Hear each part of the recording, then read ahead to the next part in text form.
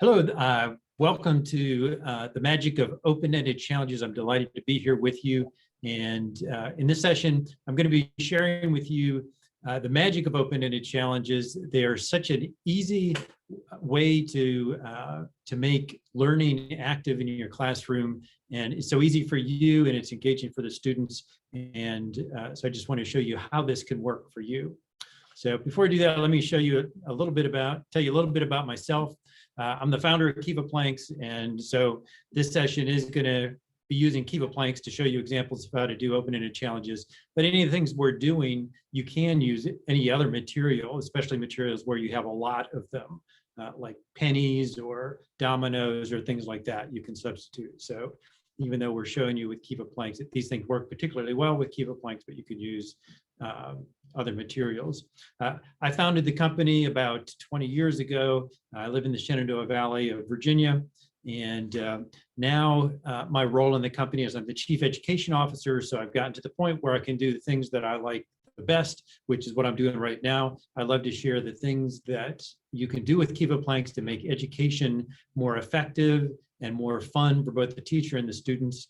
And a lot of the things we'll be going over here grew out of our relationship with science centers and children's museums. We have a full-scale KEVA Planks exhibit that's in some of the major museums around the country. And in doing those, when we set those up, I go to the museum and train the staff on how to do activities with KEVA Planks that are generally open-ended challenges like this. Museums specialize in informal education that's supposed to be learning that is fun. And so that's really the foundation of the sorts of things that we're going to be doing here today. And I do have Kate and Amy with me. They are going to be playing the role. There's Kate and Amy. They are going to be playing the role of students. So I will be in the role of teacher. So I will be like you and they will be like your students. So we'll be sort of modeling what it's like to do these open-ended challenges. So let's get started. I wanted to show you, this is some of the challenges we're going to be doing with any of the KEVA Planks educator sets. They come with these cards that have lots of examples of open-ended challenges, enough things that you could never repeat, and it's probably a year's worth of activities of doing a wide range of things. So, but we don't have time to do all of those. So I've just picked 3 of these. These happen to be 3 of my favorites that we're going to do. So we're going to start with build a story here. And so the challenge on this is build a scene or an object with KEVA Planks that reflects any book or story. And so I'll have Kate and Amy start building whatever comes to mind to them. And this could be a story, a book that they're reading now. It could be a favorite children's book. It could actually be a movie. Most movies come from, all movies come from screenplays and stories. So, so we'll see what they come up with. And you can see that this challenge it's just one sentence, and that's all you have to do in order to get your students started with something like this. And this does work with children's books, with young children. It could be a story that you're reading to your students. With older students, middle schoolers or high schools, it could be a book that they're reading, just anything, even on their own. And it would be, build something that has to do with anything of your book. And so let me, in just a moment, I'll show you what this looks like as people have built a story. These happen to be a number of librarians that are in a conference. So this is almost like we're doing a conference here with these other people. So so normally with the challenge, I would give the students whatever amount of time to build something, and that can be anywhere from like 3 or 4 minutes to a half hour. When you only have just a few minutes like we do now, it would be just the ones that you're about to see in this video. These people were probably building for about 4 minutes or so. So they've just built, and now we're about to find out what is some of the favorite books of these librarians. Oh, that's the one. Okay. All right. Okay. So that's one of your favorite books to recommend. Excellent. All right. Who has another one? And we just missed that, but her book was Little Women. So there's the mom and there's the little women there, right there. So that was the book that was cut out from the audio. Sure. Go ahead. I have Little Red Riding Hood. She's going down the path to. Okay. All right. And look, Little Red Riding Hood, they're just blocks that are sticking up to represent the characters. And you had The one and only Ivan. We were going to try to do the cage that he lived in. okay.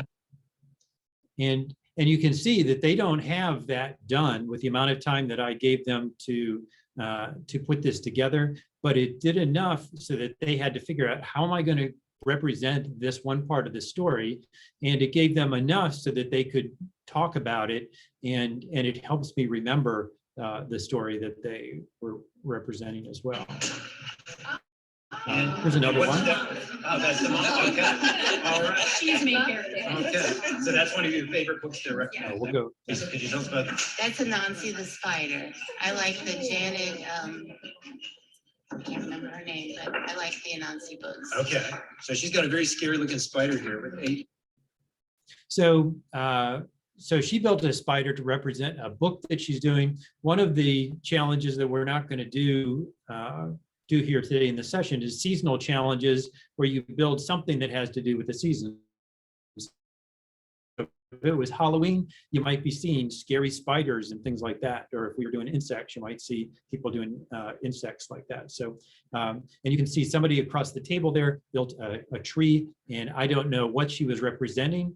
But one of the things that I love about this exercise, this activity, is that you often cannot tell what it is that they're representing until they describe it to you. So it requires the verbal description, and then it suddenly comes alive and you say, oh, yes, that's what that is.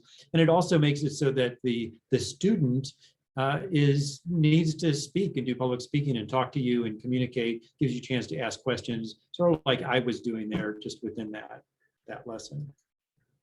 And here's an example, Charlotte's Web, and there's a web, and it says some pig on there. So that was a large group project for someone. And let's see what else we have. Here's Curious George, and we built someone's built a zoo. And an interesting thing with this, you can see that as soon as you add the animals to that, it really comes alive. And so adding people, animals, cars, anything that you might happen to have really adds to the play value, and mixing KEVA Planks along with whatever else you happen to have in the room really can enhance the experience. So that's some examples of that. You can find out what the book, basically get a book report out of a student by having them do that. And this creates a great literature link with KEVA Planks to add a hands-on activity to literature. So Amy, why don't we start with you? Could you tell us a little bit about what you have built there? That looks really interesting. Yeah, I built Pippi Longstocking's house. So this is her horse, and then she has the house that she owns, and then this is Pippi and her 2 friends. And then since her dad is a pirate and she grew up on the seas, I decided maybe she would want to have a little boat there so that she could reminisce about her days on the seas. Okay, wonderful. All right. And Kate, what do you have there? I built a tree house to represent the Magic Treehouse series. So I have the pathway and the ladder, and then the space that they go up into, and just added another tree for a woodsy effect. Okay, all right, that's wonderful. So you can see how one of the nice things with these, in particular with KEVA Planks, you can build significant things very quickly. That was only just a few minutes, and and we got significantly cool looking structures. And within these things, as they're building, they are not just building a story, but they're doing engineering. They're doing creative thought to figure out, how am I going to represent this idea with the blocks? How do I make a boat out of blocks when boats are normally kind of curvy and all I have is straight blocks? How am I going to represent a boat? So there's a lot of abstract thinking going on, and that happens every time that you're building something with KEVA Planks. So we really like the idea of tying different subjects together. We've got public speaking, we've got creativity and art, we've got things you've been reading about, all of these things all tied together. And without making a big deal out of it, all we did as an open-ended challenge was you could read that exact sentence that I had there, and you're off and running. So, and one of the nice things, part of the magic of open-ended challenges is that you don't have to be a subject matter expert on this. You don't need to know the book that they're doing. You don't need to know how to build it or tell them how to do that, because everybody can build at their own skill level, and you just see what happens. Your job as the educator would be to do what I'm doing and I asked Kate and Amy to tell me about what they built. And that's basically all I needed to do. And most students, once they're reading the book and building this, they're dying to tell you something about it, of what the story is about or why they built what they built. And so part of the magic of open-ended challenges is open-ended questions that you use to follow up with that. And I'm sure you're aware, but an open-ended question is something where the answer isn't yes or no. It opens the answer up so that they speak in sentences, and it can go in a lot of different directions. And so you'll learn a lot more from your students by asking open-ended questions and give them a chance to tell you what's on their mind. So, wanted to share this with you. I call this my all-purpose lesson plan. I know you all have to create lesson plans all the time with lots of detail, but the nice thing with what I do with and what you can do with open-ended challenges is you issue the challenge, you give them time to build, and the time depends on how much time you have or how many planks you have. You can set that up however you like. And then you observe what people have built. And I was doing that in the videos you watched, where I went around to the tables and I was asking people about what they had built and learning about that. And I did the same thing with Kate and Amy. And then you can clean up, and all the blocks are the same. They come apart, so you don't have to pull them apart like Legos. And so you can clean up and get them back into the bin and be done with your session very quickly if you want to. So that's really the trend or the mode that I use for almost any open-ended challenge. And the magic is that it's so easy to do. So let's do another one here. This one is another one of my favorites. So make anything related to plants. And so, and we're making this very wide open. So you can think about flowers, trees, flower boxes, gardens. So some of these things, like a flower box or a garden, include more than just the plant. They include the way the plant is presented. And so I like, especially for large groups, I like to open it up so people can do whatever they might want to do. And so while Kate and Amy are building there, let's go here. This is another session that I had done. And so we're in a library again, and these are these would be teachers and librarians probably at this one. And so let's see what they're building. And that was kind of, we can just pretend it's going back behind there, you know what I'm saying?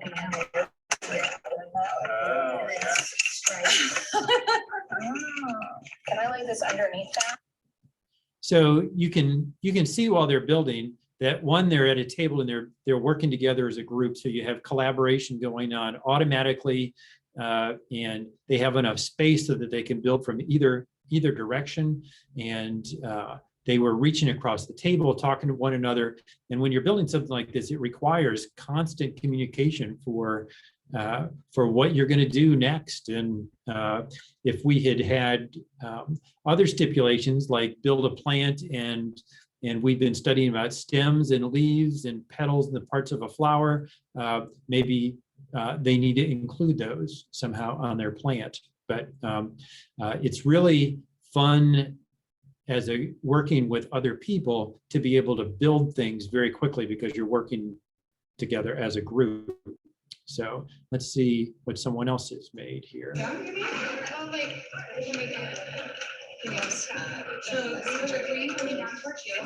And so they've got a very symmetrical flower, and you can see they're still building that up. And once you get one petal built, then you know all the rest of the petals are going to be the same.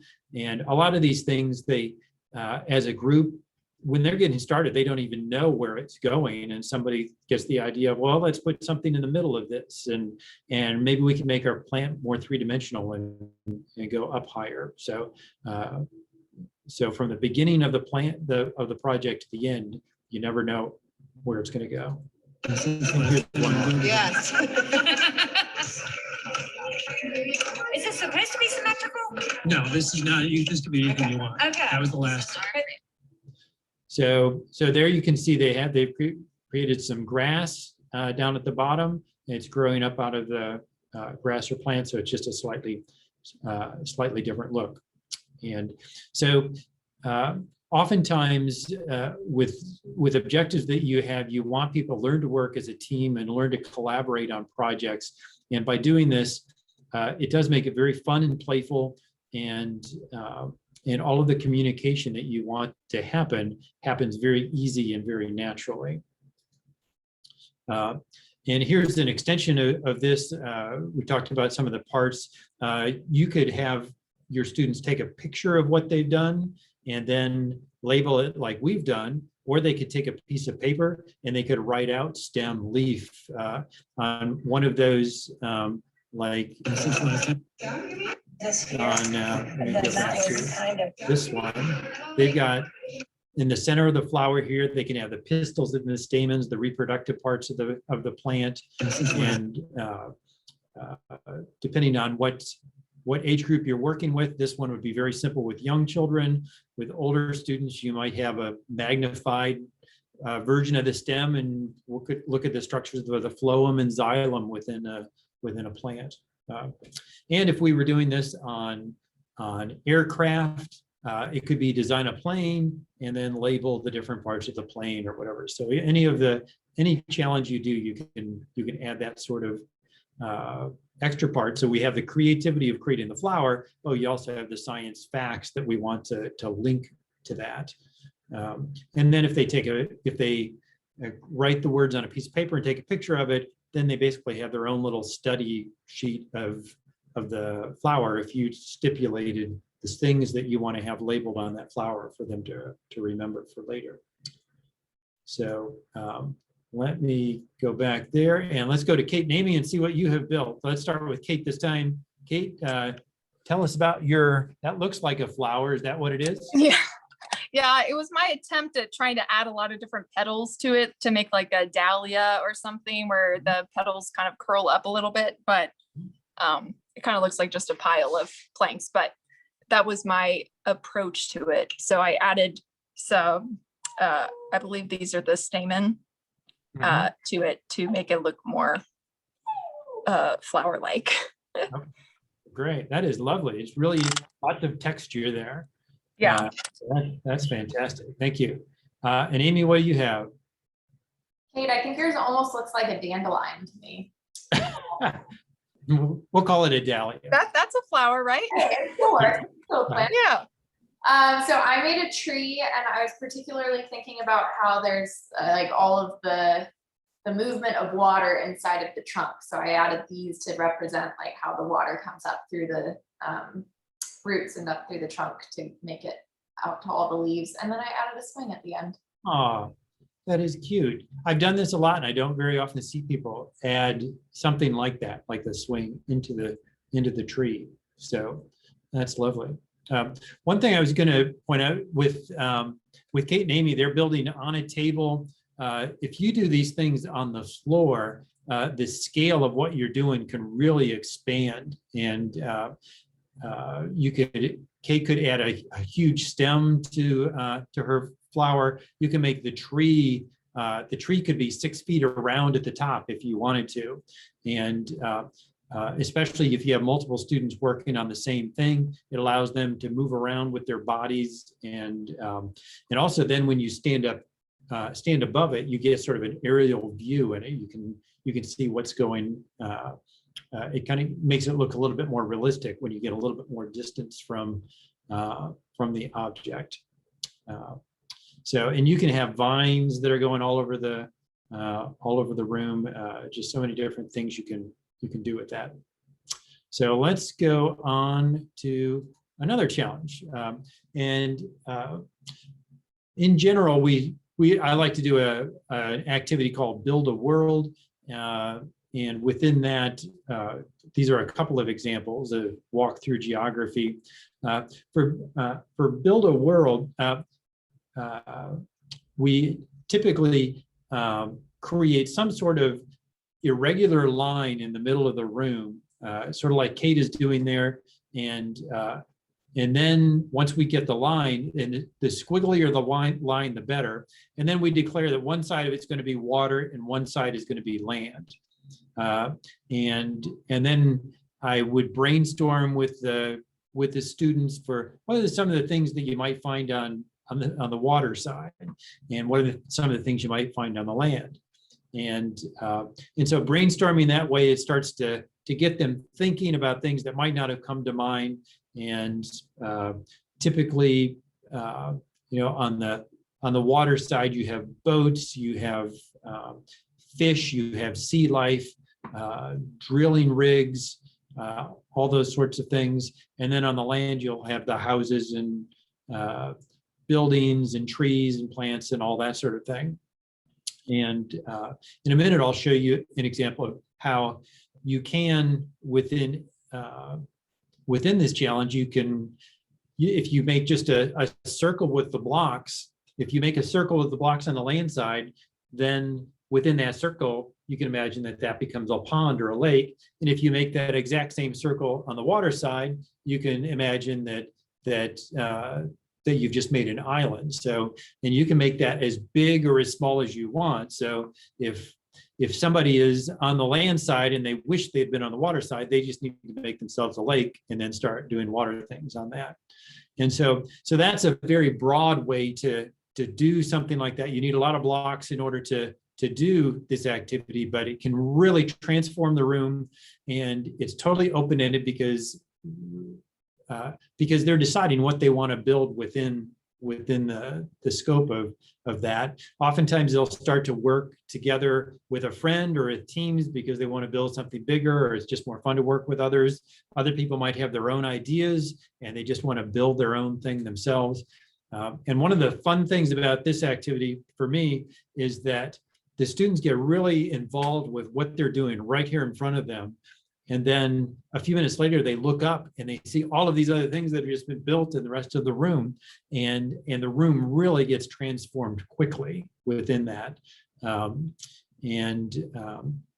So if you do Build a World just as a building activity, that's a fun way to do it. But you can also do walk through geography. And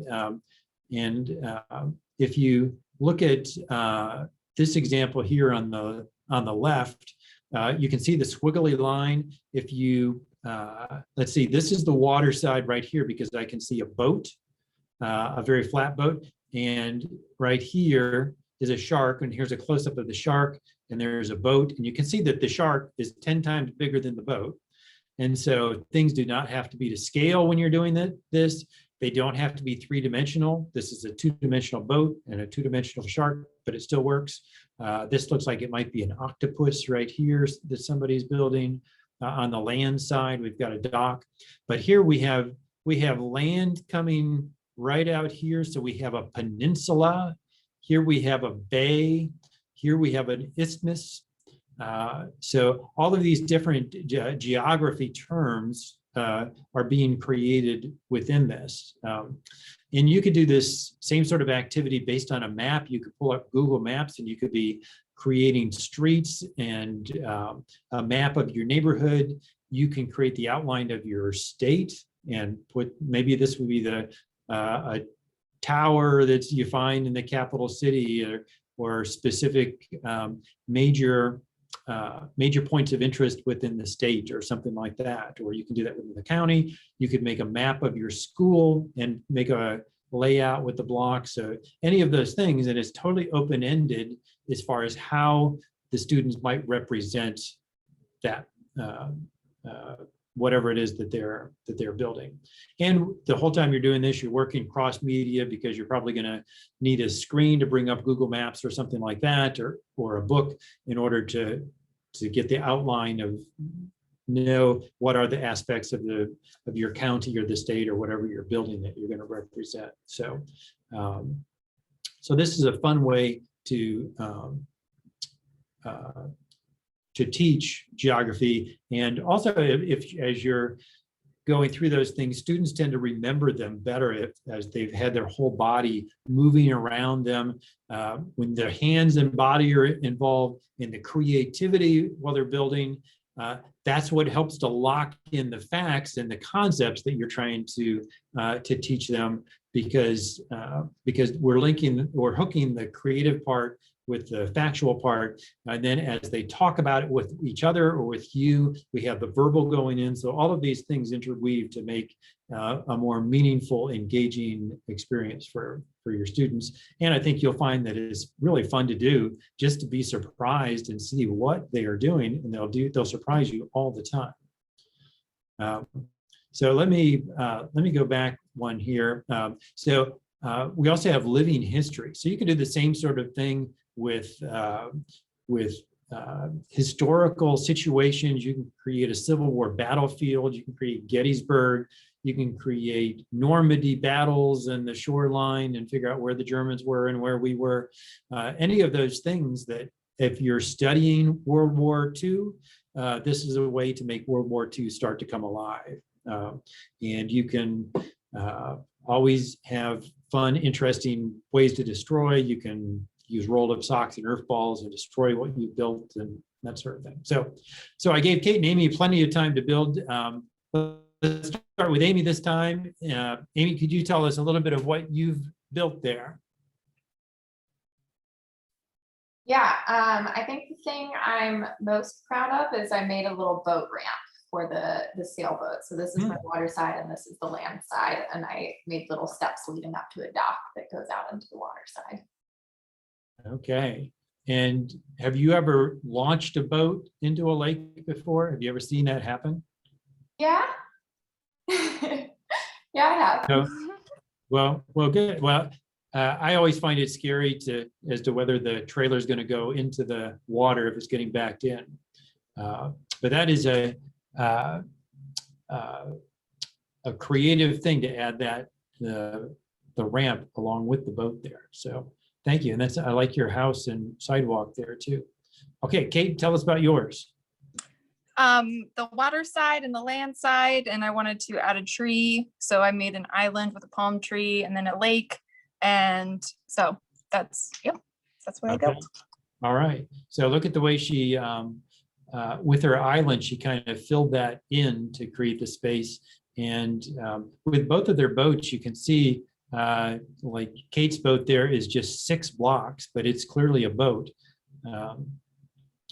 One of the things with my conversation with Amy, once she built the boat and the ramp, it gave me an opportunity to ask her a little bit about her experience with a boat ramp at a lake. These things, these sorts of projects really open up the window for open-ended questions, to find out more about your students as people, as to what they've done and what they think about things. So, and all of these things, I wanted to point out, as you look like at Amy's house there, that's just a very simple house, and even the boat, these things are all very representative. None of the things that they're building look exactly like the item that they're building, but it represents it closely enough that the imagination fills in the gaps. At this point in our culture, doing exercises that stimulate the imagination to help the imagination to grow are really critical. There's so many things that are so realistic that they don't really require much imagination. And this activity that they've just done here required them to start to imagine the place that they're building. So it kind of transports them mentally there. And then they have to imagine that their boat that they built there, that they might be really imagining a yacht, but for right now, they just made a simple little boat. So imagination is so important. And let's move on from there. Here's just some examples of houses that with KEVA Planks in particular, you can make roofs that look like a roof. They kind of get the triangulated roof concept without having to lean those on an angle like you would like with Lincoln logs or something like that. And so you can make a lot of houses quite quickly if you're trying to build a community or a settlement or anything like that. So, and let me, I wanted to show you, we have just a few more minutes left here. So I wanted to show you a couple of other totally different sorts of challenges. And this is a challenge with ball runs. And so the challenge here was to see if you can make a ball, and this is a ping pong ball, move at least 12 inches and then end up inside of a particular container. So they just had a few minutes to work this out. And let's see what they did. Let's watch that again. They're doing little experiments. And so when you're doing this, each time you're rolling the ball down, you're doing a little experiment. They build it and they think they know what the ball is going to do. And then they roll the ball down and see what happens. And if it doesn't work out, which oftentimes it doesn't work on the first time, then they need to make some adjustments. On this one, this is interesting. This one has a bunch of steps going down. So the ball is not going to roll down that smoothly. So I'm guessing that this person was going to have to deal with the fact that the ball might roll off to the side. And also they don't have a slope up here. So we could be talking about inertia with that if they don't push the ball to get it started, that ball is going to sit right on the top. So, so we've got inertia, potential energy, slope, velocity. These are simple machines. They're inclined planes. All of those things taking place within this little exercise. And once they've started to master how to make a ball move, then they can advance from that and make much more complex things. So, so let's take a look at this.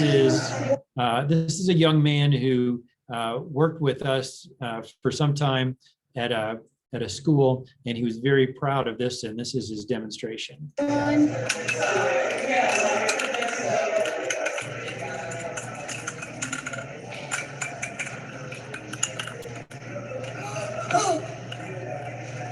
is it confident? It actually worked. That's great.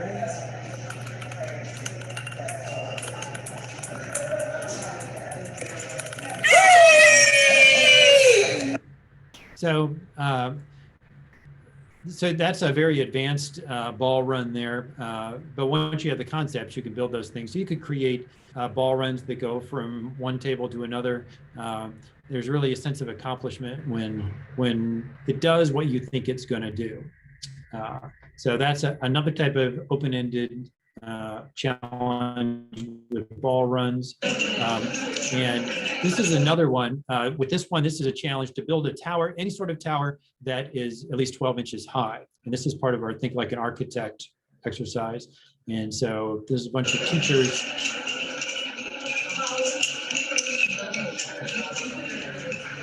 And you can see there's lots of different styles there. We'll swing that one more time so you can see that. All right. And so that's just one more example of an open-ended challenge.